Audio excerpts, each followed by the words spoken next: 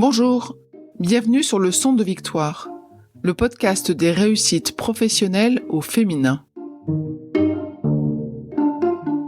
Nous vous proposons d'écouter des témoignages de femmes que nous considérons être des rôles modèles par leur trajectoire professionnelle et par leur comportement au travail.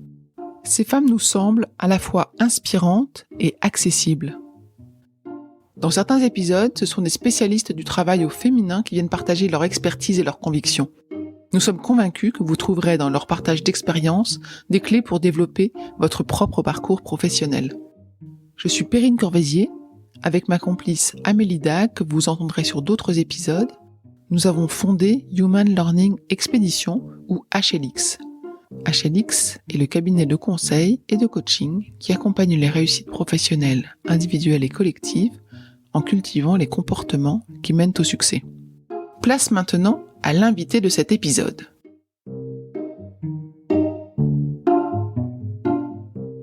Je dirais qu'il y a eu 2 ingrédients qui ont été assez indispensables. C'est d'une part le courage, parce qu'il y a un moment, il faut faire des choses. Donc il faut aller au-devant des gens, leur dire des choses. Et après, la deuxième composante, c'est de le faire en bienveillance et en transparence. C'est-à-dire qu'en fait, il y a moyen de dire les choses sans abîmer les gens. Il y a moyen de dire les choses en faisant apparaître, en réfléchissant avec les gens à des possibilités de changer tel ou tel aspect, d'évoluer. Voilà. Donc en fait, tout peut être dit dès lors que c'est nourri par une réflexion qui est saine, qui est légitime, qui est nécessaire, etc. Voilà.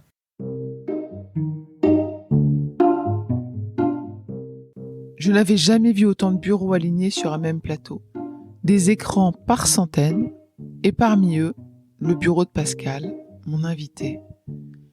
Elle occupe un poste stratégique dans les marchés de la Société Générale, et lors de notre échange, elle m'a expliqué les raisons qui l'avaient amenée à être recrutée pour cette mission. Avec humilité, elle raconte ses responsabilités et réalisations précédentes de vente, de maillage interne, de développement des affaires et surtout des équipes. Pascale est plus que curieuse. Elle cherche des sources d'inspiration dans de nombreux domaines et dans de nombreuses directions. Non seulement cela la nourrit, mais elle cherche à propager cette expérience de l'élévation par la connaissance et cet enjeu qu'est la projection des possibles de demain. Lors de notre échange, Pascale a abordé les moments heureux et ceux plus difficiles vécus dans la banque à laquelle elle est fidèle depuis de nombreuses années. Nous avons abordé des sujets comme l'adaptation au code masculin, les vertus du management par la confiance et le feedback, la solidarité féminine, mais également la musique et George Sand. Laissez-vous guider par Pascale qui vous livre ses réflexions inspirantes. Bonne écoute. Bonjour Pascale.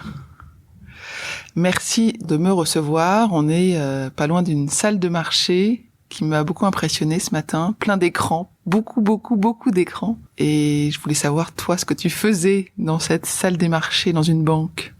Oui, bonjour Perrine. Merci d'être venue jusqu'à chez nous. Dans ce contexte de transition post-crise où on peut enfin avoir des échanges et permettre à quelques visiteurs de nous rejoindre. Alors, dans la salle des marchés, dans les activités de marché de la Société Générale, moi, je suis CEO Global Market. Voilà, donc je suis en charge des opérations, de la transformation, de ce qu'on appelle l'oversight, donc la gestion des risques et des contrôles à travers l'ensemble des activités de marché. C'est un périmètre assez large qui regroupe une multiplicité de fonctions, à la fois des fonctions de traders, des fonctions de vendeurs, des commerciaux, et donc les CEO qu'on appelle BTO, Business Transformation Oversight. Voilà, tout cet écosystème et également gérer les interactions avec tous nos partenaires qui font le succès des activités de marché. Donc ce sont diverses fonctions ce qu'on appelle les directions centrales au sein de la Société Générale. Donc à la fois les fonctions risques, les fonctions opérations, bien sûr, opérations IT et Ops, comme on appelle ça, tout ce qui est finance, tout ce qui est compliance, juridique, communication HR, etc. Voilà, donc tout l'écosystème autour des marchés, ça représente 15 000 personnes et les marchés à la Société Générale, c'est 2 500 personnes. Tu as fait toute ta carrière dans la banque. Est-ce que ça a toujours été ton projet? Est-ce que petite, est-ce qu'enfant, l'argent, la banque, c'était des sujets qui t'intéressaient ou est-ce que tu avais d'autres idées en tête? Alors, c'est vrai que je poursuis une carrière dans la banque, on va dire, au gré des opportunités, avec un long passage dans l'équipe de vente et puis en tant que responsable des ventes, avec notamment des très bons souvenirs de co-construction avec des équipes et voilà cette nouvelle page en tant que CEO des activités de marché. C'est pas forcément quelque chose que j'avais imaginé petite. J'avais des rêves comme toutes les petites filles et à l'époque je m'imaginais danseuse. Voilà. Donc au gré de la vie, des événements, des études, des choix, de l'orientation, voilà, c'est une voie qui s'est ouverte à moi et dans laquelle j'ai trouvé une capacité de me développer et de m'épanouir. Est-ce que tu pourrais peut-être essayer de nous dire pourquoi est-ce que tu as été choisie pour ton poste actuel? Pourquoi est-ce qu'on est venu te chercher pour prendre les fonctions que tu occupes aujourd'hui? Alors c'est difficile parce que je suis pas dans la tête de la personne et des personnes puisque il y a eu un fair process pour ce poste-là. Mais j'imagine que il y a plusieurs composantes et notamment ce qu'on dit souvent de moi. Alors c'est un petit peu, on va dire, un petit peu égocentrique de réfléchir à soi-même, de se présenter sous ce format-là, mais voilà, enfin ce qui est souvent qui ressort dans les 360, on va dire les évaluations, les échanges avec mes managers ou avec quand on a l'occasion de réfléchir sur soi, on fait souvent ressortir des traits d'énergie communicative, de volonté de développer des choses, de drive, comme on dit dans le jargon. On a beaucoup d'anglicisme chez nous, et aussi, je pense que on va chercher aussi chez moi un côté inspiration. Parce que ce que je trouve vraiment important, c'est aussi d'être capable de se projeter, d'être capable de voir les choses en dynamique et de se voir devant des possibles pluriels sur l'évolution du groupe, de notre communauté, de voir comment celle-ci va s'inscrire dans le futur. On est sur un futur mouvant, avec beaucoup d'incertitudes. C'est le cas de l'ensemble des secteurs de la sphère économique. Et donc, je pense qu'il faut être capable de voir un cran en avance ce qui va se passer, de façon à pouvoir se préparer ses équipes, hein, non seulement sur des développements d'activités, et également sur des développements de compétences. Donc voilà, moi c'est des compétences cette vision-là, je l'avais pas mal développée dans mon précédent groupe, parce que je trouve que c'est le rôle d'un responsable, d'être dans le prospectif et d'être dans l'inspiration. Voilà, il faut être capable de porter ses équipes, de leur donner une vision, leur donner envie. Comment est-ce que tu te documentais? Comment est-ce que tu t'inspires? C'est quoi tes sources? Ça peut être différentes sources. Je trouve que quand on a l'occasion d'avoir des parcours, séminaires, formations, on a eu l'occasion de se croiser au Futur Souhaitable où c'était une énorme source d'inspiration. Et du coup, il faut à la fois, je dirais, saisir ces opportunités d'inspiration et aussi les chercher. Voilà, c'est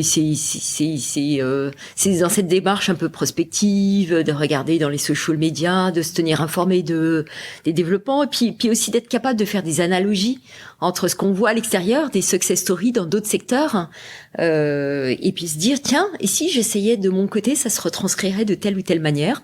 Pourquoi ne pas essayer des modèles qui ont fonctionné ou des idées nouvelles, même si ça peut être un peu disruptif parce qu'on n'est pas dans le même secteur économique, mais il y a quelque chose à en tirer. Voilà. Donc c'est à accueillir les idées, les digérer, les interpréter, les maturer, les retranscrire.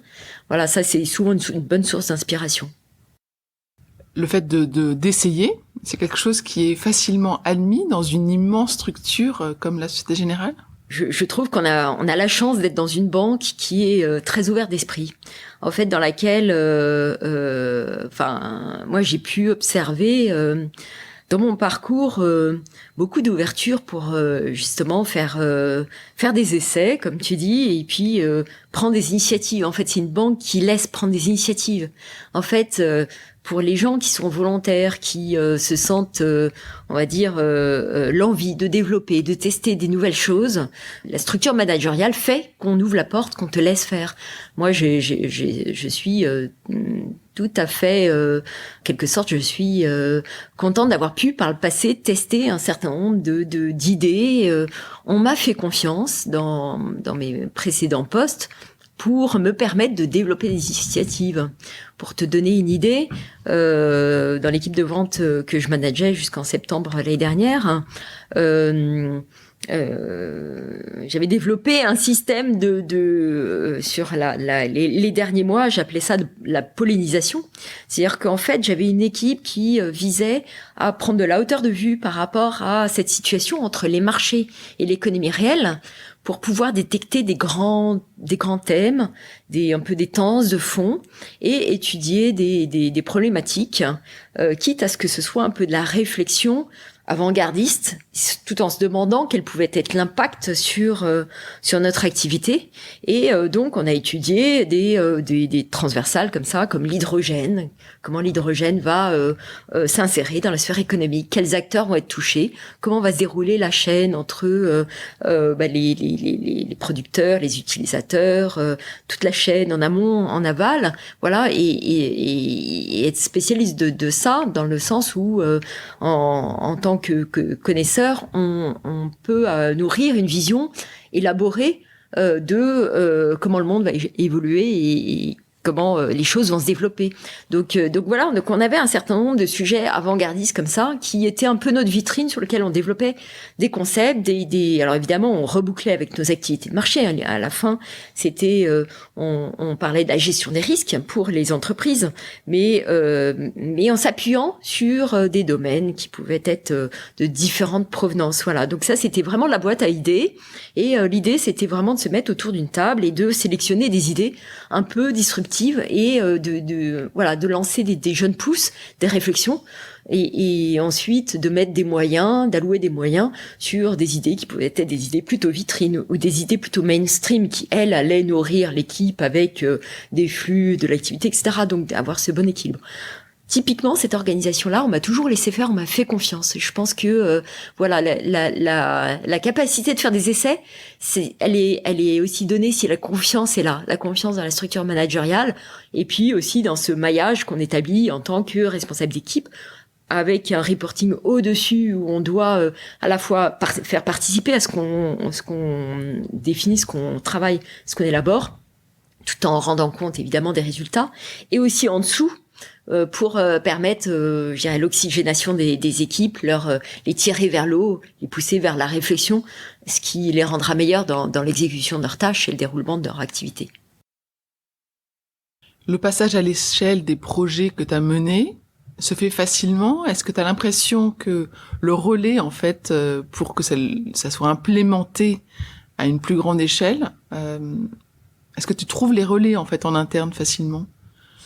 Alors effectivement, j'ai pu expérimenter l'importance que peut revêtir le passage à l'échelle, parce que on peut avoir de très belles idées sur le papier, les développer, se faire plaisir intellectuellement. Ça ne doit rester on va dire, important d'avoir une R&D, d'avoir, je dirais, une effervescence intellectuelle sur des sujets pour justement être capable d'anticiper et de prévoir le lendemain. Mais sur les idées qui sont des idées, des bonnes idées, le passage à l'échelle, c'est autre chose. Et ça demande une rigueur d'implémentation, ça demande une surveillance particulière, ça demande également je dirais, je parlais de pollinisation, c'est la comparaison avec le monde des abeilles, c'est assez intéressant parce que voilà, il faut être capable de polliniser, c'est-à-dire qu'il faut aller à la rencontre des gens, il faut les former, il faut leur donner le bagage et il faut leur donner goût aussi et leur montrer l'intérêt. Donc ça, j'ai pu le faire à différents moments de ma carrière et notamment il y a maintenant un certain nombre d'années. La personne qui m'avait recruté à la Société Générale m'avait demandé à un moment donné de développer les relations avec les originateurs dans la banque qui travaillent sur des financements structurés, project finance, LBO, crédit export, etc. Et donc j'avais passé beaucoup de temps à partir avec mon petit bâton de pèlerin, mon baluchon, faire du porte-à-porte pour expliquer un petit peu ce que c'était que les marchés, comment on pouvait travailler ensemble, ce qu'on faisait et comment je voyais notre monde s'imbriquer avec leur monde pour apporter un produit bien cerné et bien complet aux clients. Voilà, donc il y a ce geste d'aller vers les autres. Voilà, c'est vraiment important. Si chacun reste figé dans sa position, l'implémentation se fait pas.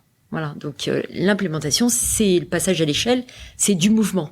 Après, il y a aussi tout ce qui est passage à l'échelle avec automatisation, digitalisation, etc., qui sont des composantes que je vois beaucoup plus dans mon nouveau périmètre, avec notamment sur l'ensemble des marchés un besoin de passer à l'échelle et de simplification au regard de tâches qui sont nécessaires, mais parfois répétitives, chronophages, sur lesquelles l'automatisation, la digitalisation est importante. C'est d'ailleurs un des leviers pour pivoter vers notre transformation. Est-ce que tu as un exemple d'une réussite que tu considères toi être une réussite d'un projet qui a eu un impact sur la banque, où tu as eu l'impression justement de faire pivoter, de changer un peu le business model, de transformer? J'aurais plusieurs exemples à te fournir. Alors je pense que je vais commencer par la réalisation la plus ancienne, qui est ce développement d'équipe en relation avec les autres business units pour apporter ce qu'on appelle du cross-selling, ce qui est du travail ensemble, de la co-construction pour apporter un produit complet au client. Donc les équipes dans les business units apportent un financement et mes anciennes équipes apportaient la finition, qui est une vision des risques de marché associés à la nouvelle démarche du client, que ce soit un programme de CAPEX, que ce soit une acquisition, que ce soit du project finance, un investissement dans tel ou tel asset, etc. L'idée, c'était vraiment d'apporter au client une vision complète à 360 des risques encourus, moyennant différents points de vue, que ce soit l'actionnaire, le lender, le contracteur, etc. Donc voilà, l'idée, c'était de vraiment rentrer dans la compréhension du projet et d'identifier les risques de marché, et de les gérer, leur proposer des solutions de gestion pour enlever cette volatilité qui aurait pu gréver la rentabilité du projet telle qu'elle avait été projetée au début. Donc voilà, ça a très bien marché, et c'est une belle équipe qui est toujours, on va dire, live, et qui est d'autant plus indispensable, sur laquelle il y a beaucoup d'attentes et qui fonctionne très bien. Et pourquoi ça a bien marché? Je pense qu'il y avait un marché, il y avait une vraie idée, et donc il y avait un besoin, voilà. Et d'ailleurs l'idée, c'était la personne qui m'avait recruté, qui l'avait eu. Et moi j'ai été son exécutante, on va dire, dans cette démarche-là. Et puis après, je lui ai donné une âme aussi, c'est-à-dire que je lui ai donné une mouvance, une façon de faire qui a été reprise. Après, j'ai cédé la voix à d'autres personnes, et il y a quelques managements successifs qui se sont suivis, et il y a une manageuse en charge là qui continue de faire tourner l'usine, et il continue de développer, parce que c'est aussi quelque chose qui est en marche et qui se meut au gré de l'évolution du marché dans ce domaine-là. Donc ça, c'était une belle réussite collective, à la fois en faisant sortir de terre un nouveau projet, en lui donnant vie, et en établissant aussi des relations de collaboration dans la banque, en découvrant cette formidable bibliothèque qu'il y a dans la banque de connaissances de divers métiers. C'est très riche, donc ça c'était une belle réalisation. Puis et puis il y a eu d'autres éléments qui ont pu, je dirais, m'apporter beaucoup de satisfaction, et notamment des choses qui durent et qui ont marqué à la fois les équipes et le département. Donc je pourrais en citer d'autres si tu le souhaites. Voilà. Je sais pas s'il y en a une qui te fait particulièrement plaisir. Est-ce qu'il y en a une où tu vraiment t'es fier, il y a un sentiment d'accomplissement peut-être ou Alors, je vais t'en citer deux. Vas-y. Je vais t'en citer une qui va te faire sourire parce que elle est un peu issue de ce parcours que nous avons fait ensemble, la même promotion des futurs souhaitables. Donc, dans ce parcours qui a duré 6 mois, 8 mois, voilà, j'ai trouvé beaucoup je dirais, d'éléments nourrissants pour justement faire ce lien entre la découverte de toute cette matière, puisqu'on a fait un voyage qui nous a permis de toucher du doigt beaucoup de sujets allant de la transition énergétique, les challenges environnementaux, climatiques, sociaux, gouvernementaux. Voilà, exactement. Donc on a touché un peu à tout et c'est à chaque conférence, ça venait faire écho chez moi à ce qu'on vivait au quotidien ici dans les marchés et comment on pourrait utiliser un peu tous ces éléments de réflexion pour faire différemment. Donc voilà. Et en fait, moi, j'ai voulu faire une restitution à mes équipes parce que ce que je trouve important, c'est de, comme je le disais en préambule, c'est de tirer vers le haut les gens, c'est de les nourrir, leur apporter une inspiration. Et donc voilà, cette occasion de ce parcours, ce voyage, je n'avais qu'une envie, c'est de restituer à mes équipes un mini parcours synthétisé avec des éléments qui m'avaient paru assez important, assez frappant et les faire réfléchir autour de ça. Et ça a pris forme via un premier séminaire. Alors c'était en 2018, je pense, que j'avais appelé Embrace the Future, où j'ai pris un petit risque dans un bâtiment c'est disruptif qu'a la Société Générale à Val-de-Fontenay. J'ai voulu organiser une journée où je les sortais de leur quotidien en mettant en scène un certain nombre de speakers et tout en raccrochant notre quotidien via j'ai fait appel au management pour parler à un moment donné, au chef de l'innovation. On a eu aussi une mini scène de théâtre avec la complicité de banquiers dans la structure pour se projeter dans le monde de 2040. J'ai fait travailler en amont des workshops avec des restitutions à cette occasion-là où les gens ont pris plaisir à aller dans le disruptif, à jouer le jeu. En fait, globalement, c'était un bon mélange entre de l'inspiration directe avec des speakers inspirants, quelques-uns qu'on avait vus dans le parcours qu'on a fait ensemble, et puis également, je dirais, avoir s'appuyer sur certaines personnes qui avaient pu déjà nourrir une réflexion qu'on avait bâtie à force de faire des échanges en travaillant la matière et en leur demandant de jouer le jeu. Donc le résultat était tout à fait, on va dire, disruptif et les gens étaient vraiment, on va dire, ils ont passé une très bonne journée. Ça leur a fait ouvrir un pan de réflexion qu'ils n'avaient pas forcément, que j'avais pas forcément moi non plus avant de faire ce voyage. Donc ça, c'était un très bel épisode collectif et du coup j'ai fait une saison 2 voilà, et en se réinventant donc sur d'autres sujets, notamment j'avais été voir du côté du biomimétisme en faisant le lien avec nos métiers et voilà, il y a beaucoup de réflexions qui peuvent s'adapter même si les marchés ça semble loin de tout ça, en fait il y a des structures de réflexion, il y a des éléments qu'on peut réutiliser pour faire évoluer nos structures. Voilà, à la fois en interne et avec nos clients dans notre façon d'apporter de la valeur. Voilà. Donc tout ça s'est matérialisé. C'était des très bons moments avec avec l'équipe, avec les gens, voilà. Et puis alors donc ça c'était un moment heureux. Et puis il y a eu un moment qui était, on va dire, plus difficile puisqu'il a fallu que je gère à un moment donné une réorganisation, un plan social, voilà. Et donc avec des choix qui étaient pas simples, des choix de structure, des choix d'organisation. Et à ce moment-là, je me suis sentie un petit peu seule puisque c'était une période où il y avait aussi un changement de management. Donc voilà, je me sentais un petit peu en monologue de ce côté-là pour prendre des décisions un peu, on va dire, fondamentales. Mais je le mets quand même je le mets surtout dans les réalisations parce que je dirais qu'il y a eu 2 ingrédients qui ont été assez indispensables. C'est d'une part le courage, parce qu'il y a un moment où il faut faire des choses. Donc il faut aller au-devant des gens, leur dire des choses.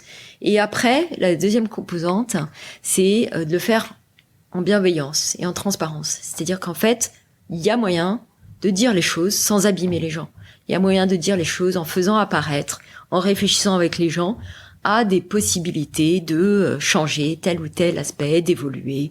Voilà. Donc en fait, tout peut être dit dès lors que c'est nourri par une réflexion qui est saine, qui est légitime, qui est nécessaire, etc. Voilà. Donc je trouve que cet épisode, c'est voilà, ça part d'un événement. Voilà, gérer un plan social, c'est pas simple. Faire des réorganisations, c'est pas simple. Voilà, parce que après, ça va se retranscrire dans la fonction de chacun, avec des prises de risques sur les organisations. Mais c'est le rôle du manager aussi de prendre des bonnes décisions. Donc il faut peser les décisions, il faut les mûrir. Je déteste réagir à l'emporte-pièce en un claquement de doigts. Je pense que voilà, il faut aussi décider à un moment donné, mais voilà, faut suffisamment mûrir le sujet pour être sûr de ce qu'on fait, et puis après d'assurer de le mettre en musique, voilà, de manière harmonieuse. Voilà. Donc c'est in fine une très bonne expérience. Ça a lancé l'équipe. L'équipe est dans ce modus operandi actuellement et elle marche très fort. Donc c'était un bon choix. J'ai entendu qu'à plusieurs reprises, tu as cherché à inspirer tes équipes, à leur ouvrir vers des nouveaux possibles. Est-ce que toi, tu as été toi-même inspiré par d'autres personnes? Est-ce qu'il y a d'autres personnes dans ton parcours professionnel qui t'ont marqué, plutôt en bien? Ce qui m'intéresse, c'est voilà, quelles ont été celles qui t'ont tiré aussi toi vers le haut? Alors effectivement, j'ai croisé beaucoup de gens inspirants et aussi, je trouve qu'à la Société Générale, on a la chance d'avoir un panel de personnalités, beaucoup de gens qui sont des gens qui sont très nourris intellectuellement et qui ont des capacités de réflexion qui sont forts et avec lesquels il y a plaisir à échanger, des professionnels qui ont vraiment une multiplicité de casquettes. Alors, je dirais que j'ai croisé plusieurs personnalités inspirantes et j'ai eu la chance d'avoir des managers successifs qui m'ont à la fois inspiré et aussi fait grandir. Voilà, m'ont fait confiance et m'ont fait grandir. Donc, je dirais que voilà, il y a la personne qui m'a recrutée à la Société Générale. Ensuite, j'ai eu différents responsables des marchés, du fixed income, le patron du financement structuré qui m'a aussi beaucoup tiré vers le haut, donné des responsabilités, fait grandir. Et je trouve que la source d'inspiration, elle est non seulement sur les sujets qu'on discute, et aussi sur la matière qu'on apporte, le rebondissement que la personne peut donner, et également de voir comment les gens prennent leur poste. Je trouve que c'est toujours intéressant de se projeter dans la situation des gens qu'on a en face de soi pour voir, voilà, moi, si j'étais à son poste, comment je ferais. Donc ça, c'est aussi un mécanisme, une gymnastique intellectuelle qui est intéressante. Voilà, donc je trouve que avoir des échanges en transparence avec un manager, c'est une grande chance. Et donc moi, j'ai pu en croiser beaucoup, et notamment dans mes évolutions et les changements de management, j'ai eu beaucoup de personnes avec lesquelles j'ai eu de bons échanges. Donc leur demander des conseils, c'est quelque chose qui t'est familier pour toi. Tu Tu Oui. n'hésites pas, quand Non. tu trouves que la personne peut t'apporter quelque chose, à lui poser la question. Absolument. Et j'hésite pas. Et puis en fonction des personnes, après on voit un peu la réponse. Donc après on s'adapte à ce qu'on peut trouver. Mais j'ai trouvé beaucoup de personnes qui étaient dans l'échange, on va dire vrai, l'échange en transparence, en confiance. Et ça, moi je trouve que c'est important d'être capable de donner ça à ses équipes. C'est ce que j'attends des managers. Alors après, il y a tout dans la nature, donc il faut aussi être capable de s'adapter. Mais c'est ce que j'ai essayé d'apporter à mes équipes aussi, parce que je trouve que c'est vraiment un des rôles du management. C'est également de le feedback, la culture du feedback, la transparence, la confiance. Les gens ne peuvent donner le meilleur d'eux-mêmes que s'ils sont en confiance. Voilà. Je trouve que c'est vraiment important dans le cadre de son travail, et notamment vu l'implication qu'on demande aux gens, le commitment, et il est fort à la Société Générale, et il y a un niveau d'exigence qui est élevé. Je trouve que ça ne peut se faire que si les gens ont plaisir à venir travailler et se réalisent eux-mêmes. Voilà, donc la correspondance entre ce qu'on fait et le moi profond, elle est indispensable. Ça touche à des nouvelles façons de manager. Dans le cas des futurs souhaitables, on a eu l'occasion de discuter autour du bouquin de Frédéric Laloux sur les nouvelles façons de manager. Et ça, on sent bien que dans les équipes, il y a cette quête de sens, il y a ce besoin de se retrouver. Voilà. Parce que les gens donnent beaucoup, il faut qu'ils reçoivent beaucoup aussi. Je vois là dans la disposition des lieux que ton bureau ressemble au bureau de ton voisin. S'il y a une séparation, c'est à cause de la crise sanitaire, j'imagine, mais pas du tout pour des raisons de hiérarchie. Est-ce que justement cette proximité, cette normalité du bureau des chefs génère un accès plus facile à toi? Est-ce que tu as l'impression que tu as des personnes qui viennent te voir spontanément? Est-ce qu'il y a cette spontanéité aussi? Est-ce qu'il y a... Voilà, dans le rapport aux autres, ça m'intéresse de voir comment ça se passe dans une salle de marché où il y a je sais pas combien de personnes sur le floor, et ça paraît immense en fait. Oui, tout à fait. Ce sont des grands plateaux en open space. Effectivement, c'est pour favoriser la communication aussi, l'échange d'informations dans nos métiers où l'instantanéité est important. Voilà, cette disposition permet justement les échanges, et il n'y a pas de porte à ouvrir à part, on va dire, la sécurité. Les gens peuvent librement échanger et communiquer, parce que c'est une composante importante, voilà, de succès. Alors effectivement, moi, mon bureau, c'est le même poste que mon voisin, que les autres. Dans une salle des marchés, il y a des on va dire des postes qui sont plus élaborés pour tous ceux qui sont sur des postes de travail très tech, tout ce qui est trading algorithmique, etc., où il y a des besoins on va dire matériel plus sophistiqué. Mais sinon, c'est vrai que un PC, l'accès au réseau, ça permet de travailler un petit peu partout. Et effectivement, on est dans une structure hiérarchique, à la fois dans la banque et aussi dans les marchés. Mais je pense que c'est vraiment important, et je suis connue aussi pour laisser la porte ouverte aux échanges avec les gens et à cette prise de poste. Alors malheureusement, le Covid nous a pas mal séparés, et aujourd'hui, 9 mois plus tard, je suis loin de connaître encore tout le monde.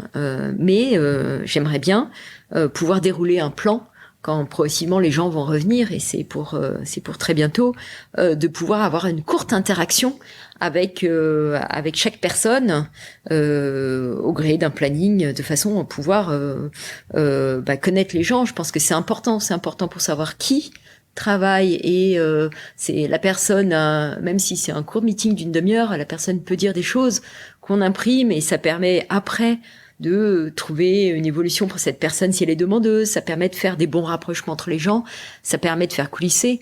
Donc c'est vraiment important d'être comme ça en interaction avec les gens. Donc moi j'ai toujours dit, ma porte est ouverte, venez me voir. Alors j'ai pris les devants pour rencontrer un certain nombre de jeunes femmes dans le groupe, Voilà, parce que je trouve que c'est aussi important d'assurer dans ce monde qui est très masculin, puisque on a 22% de femmes et que on a des attentes pour monter ce pourcentage avec là on est en train de relancer des initiatives pour développer la diversité de genre, mais aussi d'autres sortes de diversité. Mais en particulier, on sait que c'est un monde qui est beaucoup masculin et dans lequel il y a une solidarité féminine qui doit se mettre en place. Donc moi j'ai rencontré un certain nombre de femmes, je suis allée vers elles et on a échangé et l'idée c'est vraiment de les connaître et qu'elles sachent que ma porte est ouverte pour pouvoir parler et ça se produit. Cette justement féminisation du métier, est-ce qu'il y a des actions particulières dont tu pourrais parler qui sont bénéfiques, qui ont marché? Alors la féminisation des marchés, globalement dans la banque aussi, et dans beaucoup de secteurs, il y a cette réflexion de féminisation. Donc, je vais pas revenir sur les bénéfices qui sont évidents, sur la capacité de croiser les visions, les façons de voir, les façons de réagir. Donc cette mixité, elle est importante, et je pense que tout le monde en est bien convaincu. Après, c'est comment on fait. Compte tenu du fait que il y a à la fois des mécanismes à mettre en place au recrutement et même tout jeune, dès au stade de stagiaire. Il faut également après accompagner, trouver des programmes qui permettent de tirer les femmes vers le haut. Et puis après, il faut garder les femmes, c'est-à-dire faire en sorte qu'elles s'épanouissent, elles grandissent, elles aient le poste de management qu'elles souhaitent avoir, etc. Donc à tous les échelons, on voit qu'il y a des difficultés. Et je dirais que c'est des difficultés qui vont progressivement diminuer au gré de la hausse du ratio, parce que en fait, c'est vrai que souvent, je suis la personne qui pense à un moment où on est en tension sur un sujet de ressources humaines. C'est moi qui vais dire est-ce qu'on a regardé le pourcentage de femmes qui fait partie de ce... Voilà. Donc si on est plus nombreuses, le réflexe sera plus partagé. Bien que tous les hommes partagent cette volonté, elle est fortement inscrite. Mais voilà, la petite différence se fait au moment critique.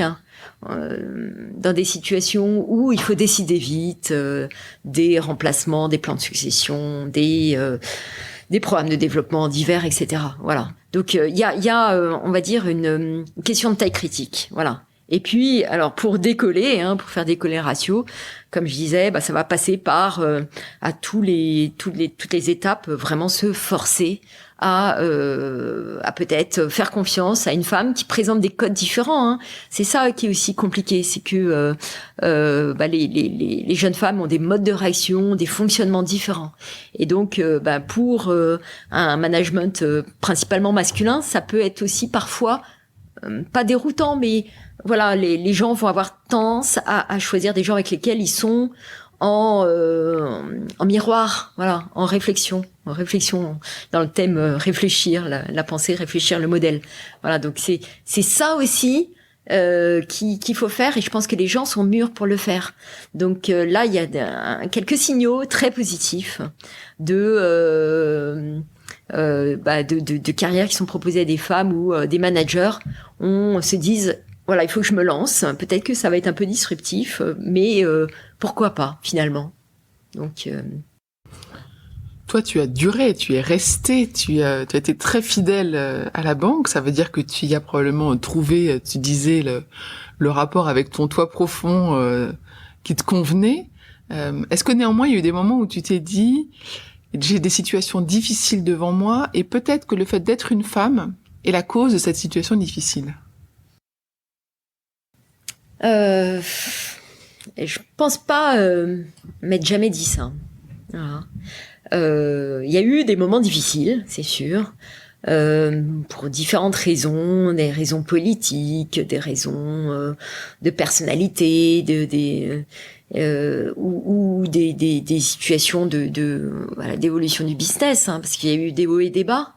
Mais voilà, jamais, je me suis jamais dit c'est parce que je suis une femme. Ensuite, je pense que en étant femme, je suis sûre que j'ai ce mode de réaction avec cette différence de biais dans la façon de réagir. Et notamment, j'ai travaillé sur moi pour également être plus, on va dire, adapté à un environnement masculin. Où typiquement, les codes masculins, c'est d'être dans l'action, d'être synthétique, de pas gamberger, etc. Il y a un certain nombre de sujets qui sont des sujets qui sont, on va dire, plus accessibles, plus naturels à la gente masculine. Versus des tempéraments féminins qui vont plus aller dans le détail. Voilà, on remarque beaucoup que les jeunes femmes n'aiment pas s'exposer si elles n'ont pas complètement fait le tour de la situation.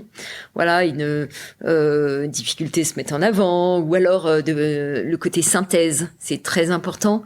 Voilà, de pas se perdre dans les détails, d'être straight to the point. Il y a des moments où il faut lâcher prise, et il y a des moments où il faut pas rabâcher des choses qui peuvent être perçues comme difficulté d'aller de l'avant. Voilà. Enfin, il y a tout un mécanisme de code qui, d'ailleurs, l'idée c'est de se nourrir, que les deux genres s'auto-nourrissent avec le bien des deux côtés. Et c'est pour ça qu'un monde mix, il est plus riche parce qu'il permet justement d'avoir les deux biais qui s'entrecroisent pour n'en garder que le meilleur. Voilà. Donc, à côté de ça, les femmes apportent une réflexion alors, très nourrie, comme je peux dire, de la tempérance, pas aller droit dans le mur. De temps en temps, prendre à la hauteur de vue, des choses comme ça, qui sont prendre un petit chemin de traverse aussi pour éviter d'en frontal voilà, parce que c'est pas utile ou ça va pas nous mener au succès. Voilà, il y a un certain nombre de composantes des deux côtés qu'il faut mixer. Voilà. Donc, je me suis jamais dit ça. Quand j'ai eu ce nouveau poste, on m'a jamais dit non plus que c'était pour des raisons de diversité, ce que j'ai fortement... Non mais personne n'a prononcé le mot. Personne n'a dit. Et en plus, ce qui est sympa, c'est que tu es une femme. Parce que ça aurait révélé, je dirais. Mais personne ne l'a dit dans aucune des interactions que j'ai pu. Et je l'ai pas ressenti. D'accord. Même si je me suis dit que, effectivement, je pense que ça pouvait effectivement... permettre d'avoir une femme à l'exco qui soit du monde marque mais on me l'a jamais fait sentir, et ça je trouve que c'est vraiment je suis très redevable de ça parce que ça m'aurait mis mal à l'aise. Voilà. Tu dis que tu as travaillé sur toi, t'as des outils, t'as travaillé avec des coachs, t'as travaillé juste en réflexion personnelle. Alors j'ai fait un peu les deux. J'ai eu l'occasion de travailler avec des coachs, et puis j'ai réfléchi aussi beaucoup sur moi par moi-même. Ça je le fais depuis un peu toujours, depuis même mes études, ou de temps en temps. On arrive à des situations où on se dit, là, ça va pas. Là, il faut remettre les choses à plat. Qu'est-ce qui va pas? Alors, concrètement, le fait de projeter sur un papier ce qui va pas, déjà, ça décharge. Ça permet de prendre de la distance. C'est un mécanisme qui est tout à fait intéressant, psychologiquement observé. Et puis après, on met en face des solutions. Et puis, on suit ces solutions. Donc oui, je me suis dit, tu vois, là, il faut pas faire comme ça. Tu vois, voilà. Donc, tu le sais. Il faut faire différemment maintenant. Donc, oui, un travail sur soi, c'est vraiment important, et ça permet d'évoluer aussi. Ça permet je trouve que de toute façon, on est en évolution permanente, à la fois poussé par l'extérieur, poussé par, l'évolution de notre profession, poussé par l'évolution de la société, et donc en tant que banquier, on est aussi le reflet de la société, donc c'est important. Et en tant que manager, on doit aussi s'adapter à voilà, il y a une nouvelle génération qui arrive, elles sont en attente d'autres choses. Il faut aussi réfléchir à ça. Donc voilà, je réfléchis aussi beaucoup à comment me faire grandir moi-même. Voilà. Et c'est bien d'avoir aussi quelqu'un avec qui on peut interagir, poser des questions. C'est un grand confort.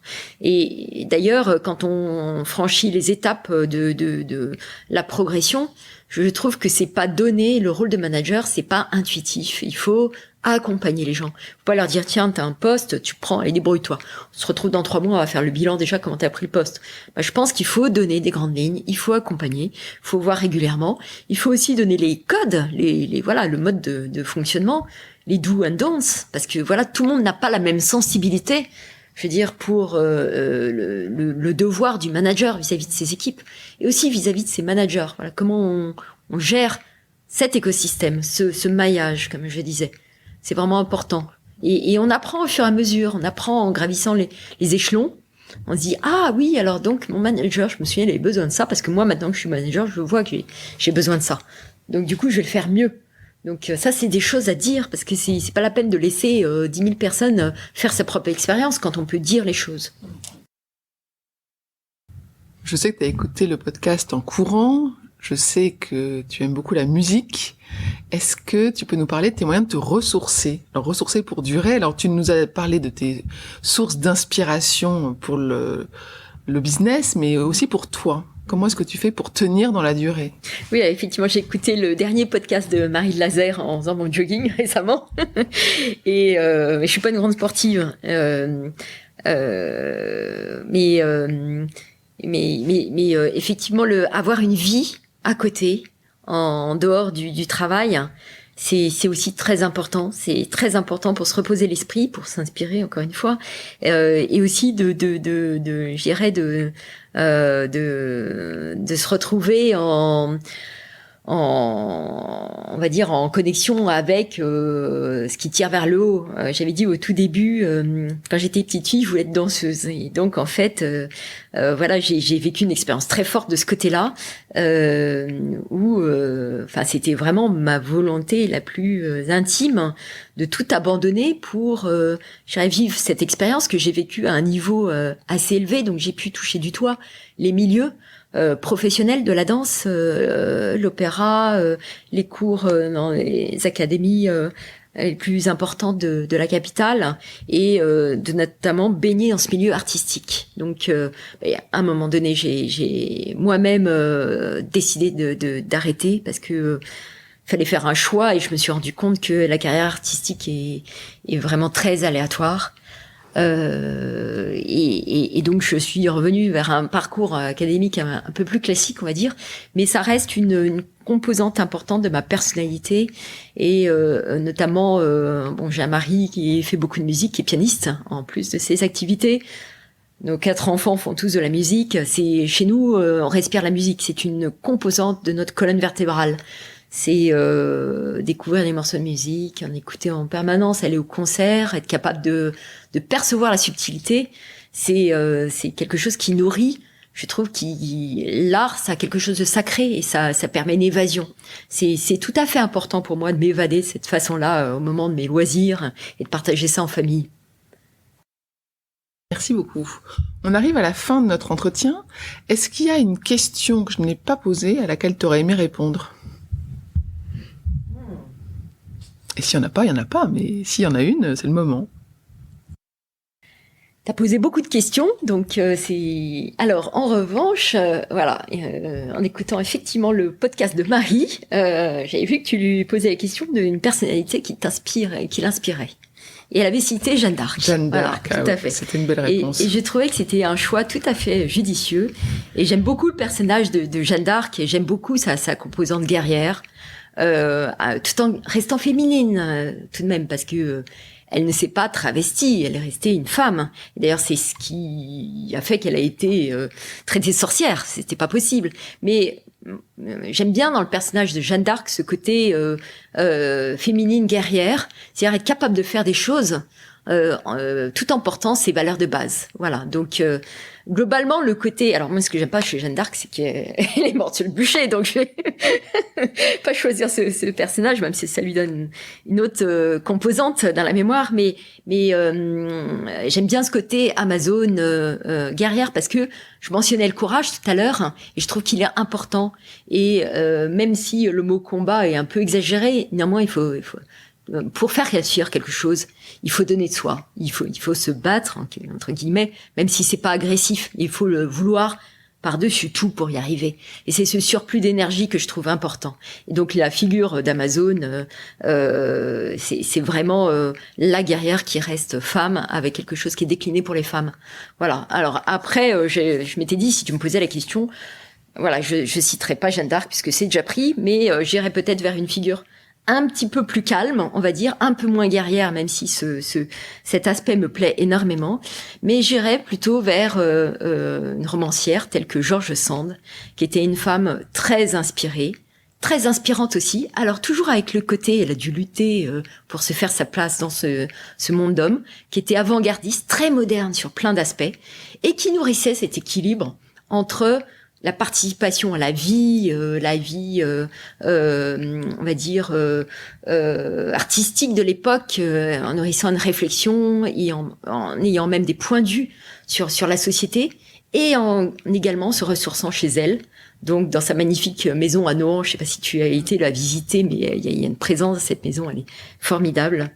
Voilà, une présence en se ressourçant chez elle autour de choses aussi basiques que faire un carnet d'herboristerie, de cuisine, etc.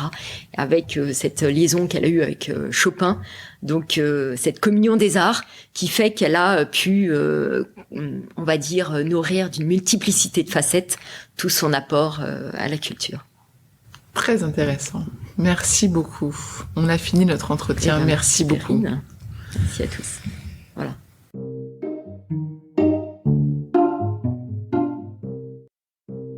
J'espère que vous avez apprécié ce podcast autant que nous avons aimé le préparer pour vous. Abonnez-vous au podcast Le Son de Victoire sur votre plateforme d'écoute habituelle. Vous serez ainsi notifié des nouveaux épisodes et retrouvez Le Son de Victoire sur le compte Instagram du même nom. Le Son de Victoire est proposé par Human Learning Expedition, ou HLX, qui a également produit Talents Précieux, le podcast de la réussitologie. Pour en savoir plus sur HLX, connectez-vous sur humanlx, humanlx.com ou suivez-nous sur LinkedIn. N'oubliez pas de vous rendre sur le site leçondevictoire.com pour découvrir notre offre de modules d'auto-coaching audio guidé adaptés aux situations concrètes que les femmes sont amenées à rencontrer dans leur vie professionnelle, que ce soit pour vous ou pour vos amis, vos collègues ou les femmes de votre équipe. Si vous aimez ce podcast, le meilleur moyen de le soutenir est de laisser un avis 5 étoiles et un commentaire sur Apple Podcast ou sur votre plateforme d'écoute et d'en parler autour de vous. Cela permettra à d'autres de le découvrir également. Je compte sur vous.